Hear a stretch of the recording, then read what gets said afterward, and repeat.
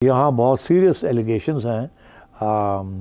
وہاں کے ایک بہت بڑے سینئر شیعائٹ پولیٹیشین نجف سے, وہاں کے مفتی ہیں وہ, ان کے بارے میں بہت ساری سٹوریز چھپی ہیں, اور کہ جناب وہ بھی انہوں نے بھی بزنس بنائی ہوئی ہے کہ $10,000 دیں, اچھا آپ کو میں عراقی نیشنلٹی لے دیتا ہوں. انہوں نے بھی اس قسم کے کام شروع کر دیے, اور اس سے زیادہ پاکستانیز اپلائنگ فار دیٹ. تو یہ پیسے کہاں سے اکٹھے کرتے ہیں, کیسے کرتے ہیں, بیچ بوچھ کے بھاگتے ہیں یہاں سے, اینڈ وہاں جا کے they anything to get a job and to stay there. تو بڑی اٹس اے ٹیریبل سچویشن. مگر جو لیگل لوگ جا رہے ہیں وہاں, وہ بھی اب سفر کرنے لگے ہیں, بیکاز ان کے اوپر بھی شک کی نگاہ سے کسٹمز آفیشلز بھی دیکھتے ہیں, اور وہاں کے جو لوگ ہیں وہ بھی دیکھتے ہیں. اور وہ مجھے ڈر ہے اس وقت سے کہ پاکستانیوں کے خلاف اسلاموفوبیا تو ہم نے سن ہی لیا ہے, پاکستان فوبیا بھی انٹروڈیوس نہ ہو جائے. بڑی الارمنگ بات ہے. That would be very alarming. ٹھیک. اور بڑے بڑے ایشوز جب دکھائی دے رہا ہو کہ آپ کی حکومت حل نہیں کر پاتی, تو اس طرح کے جو ایشوز نظر ہو جاتے ہیں, پھر اس طرح کی ہزیمت انٹرنیشنل لیول پر دیکھنی پڑتی ہے کہ آپ کا پڑوسی اس بات پر بغلیں بجا رہا ہو. بریک کے بعد آتے ہیں واپس.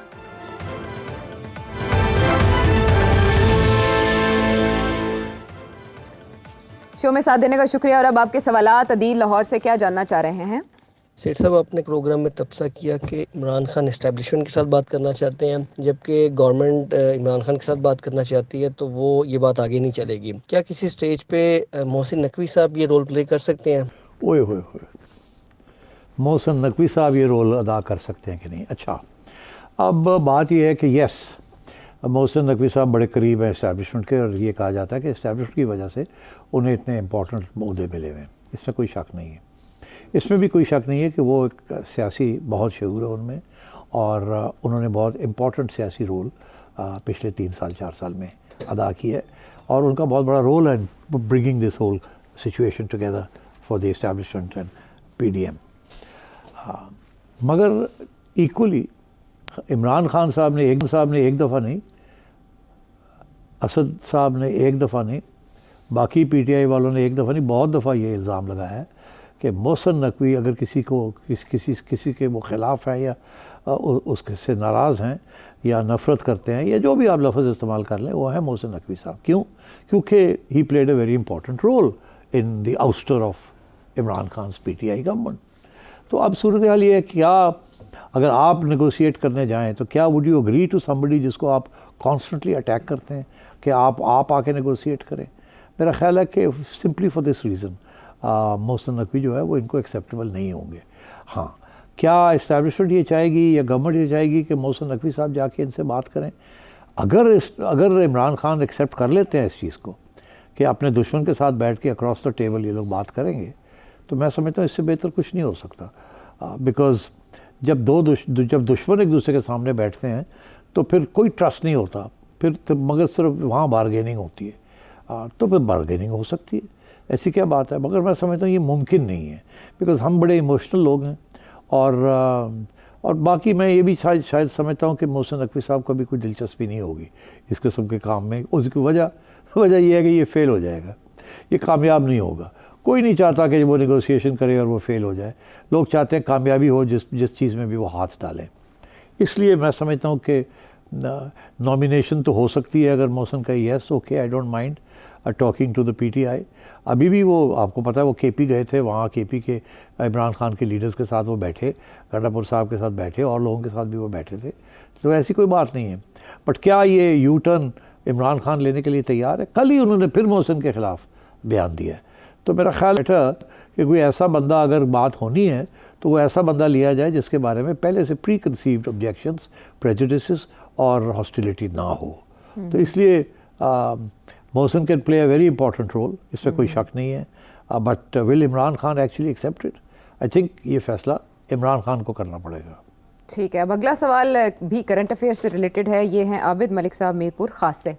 آپ نے اپنے تجزیے میں کہا ہے کہ 2019 کے اندر جنرل فیض حمید کے ذریعے اور دیگر عوامل کے ذریعے عمران خان کے اوپر ایک پریشر کے ذریعے مولانا فضل الرحمان سے ایک جلسہ کروایا, دھرنا کروایا. آج کل جو حالیہ دھرنا دیا جا رہا ہے جماعت اسلامی کا, اس کے پیچھے کس کا ہاتھ ہے, اور اس کو کلی جس طریقے سے فل کوریج دی جا رہی ہے, تمام میڈیا کو لائیو دکھایا جا رہا ہے, کیا آپ بتا سکتے ہیں اس کے پیچھے کس کا ہاتھ ہے؟ جی بہت اہم سوال ہے، بہت لوگ یہ پوچھ رہے ہیں، میں نے کسی نے جواب نہیں دیا، اور اس کی وجہ بھی یہ ہے کہ جواب کوئی خاص جماعت کو پسند نہیں آئے گا، تو اس لیے سوچ کے بات کرنی چاہیے۔ میں اشارہ کر دیتا ہوں، میں نے اپنے ایک پروگرام میں کہا تھا کہ گوہر اعجاز صاحب یہ آئی پی پیز کا ایشو کیوں کھڑا کر دیا انہوں نے؟ کیا یہ صرف ٹیکسٹائل لابی کی بات کر رہے ہیں یا اس سے کوئی وسیع پیمانے پر کوئی بات کر رہے ہیں؟ اور میرا یہ موقف تھا کہ یہ ٹیکسٹائل لابی کا تو مسئلہ ہے، مگر اس کے علاوہ اس کے پیچھے ایک سیاست بھی ہے، اور وہ سیاست یہی ہے کہ کسی طریقے کے ساتھ آئی پی پیز کے اوپر پریشر ڈالا جائے کہ وہ خود ٹیبل پہ آئیں اور کچھ باتیں مان لیں اور والنٹیرلی ٹرمز آف کانٹریکٹ کو تبدیل کریں، اور اس لیے ایک پریشر پوائنٹ بلڈ کیا جا رہا ہے۔ گورنمنٹ نے تو نہیں کر سکتی اس قسم کا پریشر پوائنٹ، کیونکہ گورنمنٹ کے اندر ایسے لوگ ہیں یا گروپس ہیں پارلیمنٹ کے اندر جو کہ حصہ دار ہیں ان آئی پی پیز کے، تو it's very difficult for the government to tackle these I P. مگر کیا باہر کیا کوئی ماحول بنایا جا سکتا ہے جس کی وجہ سے پریشر پڑ جائے آئی پی پیز کے اوپر؟ تو میں سمجھتا ہوں یہ اسٹیبلشمنٹ کا اس پہ ضرور انٹرسٹ ہے کہ کسی نہ کسی طریقے کے ساتھ آئی پی پیز کو سمجھایا جائے ڈائریکٹلی اور انڈائریکٹلی کہ آپ مہربانی کر کے کچھ قوم اور ملک کے لیے کچھ، بہت آپ نے پیسے کما لیے، کچھ کریں۔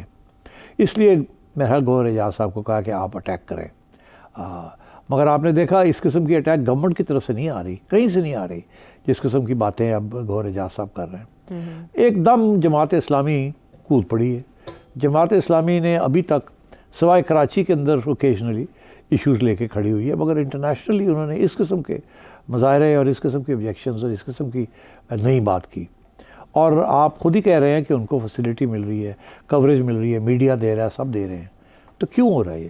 میں یہ سمجھتا ہوں کہ وہ بھی ایک پریشر گروپ، ان کو بھی استعمال کیا جا رہا ہے ایز اے پریشر گروپ کہ جی آپ یہ پریشر ڈالیں تاکہ یہ پریشر پڑے۔ اب کیا صرف لوگ پپٹس ہی ہیں؟ جو اسٹیبلشمنٹ کہتی ہے لوگ سیاسی جماعتیں تیار ہو جاتی ہیں؟ نہیں، اس کی وجہ یہ ہے کہ گور صاحب کو جو بات سمجھ میں آتی ہے، انہوں نے کچھ ٹیکسٹائل انڈسٹری کا سہارا لیا ہے، مگر بات جو کر رہے ہیں وہ عوام کے دلوں کی بات۔ جماعت اسلامی کو بھی کسی نے اگر یہ کہا ہوگا کہ آپ بھی احتجاج کریں تو انہوں نے سوچا ہوگا کیوں نہیں، یہ تو ایک پاپولر ایشو ہے، اور اگر ہم یہ اس پہ اوپر پریشر ڈال کے کوئی کنسیشن مل جاتی ہے from the I P Ps تو یہ ہم تو اس کے لیے کریڈٹ لے سکتے ہیں۔ تو اٹس اے گریٹ آئیڈیا کہ ہم اس چیز کو آگے بڑھائیں، اور پیچھے سے بھی سپورٹ ہے کہ کریں آپ۔ تو میں یہ سمجھتا ہوں یہ سارے محاذ جو کھل رہے ہیں against I P Ps, they have a political purpose, اور وہ پولیٹیکل پرپز یہی ہے کہ آئی پی پیز کے خلاف کارروائی تو ہو نہیں سکتی، قانونی کارروائی، وہ تو بڑے اسٹرانگلی پروٹیکٹڈ ہیں، اور جو ہمارا ریکارڈ کا جو ایکسپیرینس ہے کہ اگر ہمیں باہر کی عدالتوں میں گھسیٹ کے لے گئے تو وہاں بہت بہت بہت نقصان ہو جائے گا۔ اگر ہم نے کسی قسم کی کریک ڈاؤن کیا، انکم ٹیکس نوٹسز دیے یا پکڑ دک، تو وہ بھی ہمارے گلے پڑ جائے گی، کیونکہ مشرف کے زمانے میں انہوں نے کر کے دیکھ لیا تھا، اس سے کوئی فائدہ نہیں ہوا۔ ری نیگوسیٹ کیا جا سکتا ہے، مگر اس کے ساتھ تھوڑی سی نرمی شو کرنی پڑے گی آئی پی پیز کو، خصوصاً وہ جو کہ ناجائز، بہت زیادہ ناجائز پروفٹس لے رہے ہیں۔ تو میرا خیال ہے یہ اس قسم کی مہم ہے، اور میرا یہ بھی خیال ہے کہ اس میں سے کچھ پازیٹیو نتائج نکلیں گے۔ کچھ حد تک میں سمجھتا ہوں تھوڑی بہت ری نیگوسیشن پھر ہو سکتی ہے، اور شاید ہو بھی جائے ان دا کمنگ ویکس اور منتھس۔ لیکن نوبت نہیں آنی چاہیے تھی اس احتجاج کی، جس کے بعد یہ حکومت سوچے کہ اب ہم بجلی کی قیمتیں بھی کم کریں گے اور ہم آئی پی پیز کے ساتھ بھی معاملات کو بہتر بنانے کی کوشش کریں گے۔ احتجاج کرنا پڑا بالآخر، اور اب حکومت اس معاملے پر گھٹنوں پر آئی ہے، لیکن حل کیا نکلتا ہے؟ آپ نے جانا موٹیو بیہائنڈ دا سین کیا ہو سکتا ہے؟ مزید جاننا چاہیں تو اس نمبر پر اپنا سوال بھیجیں۔ اگلے پروگرام تک کے لیے اجازت دیں۔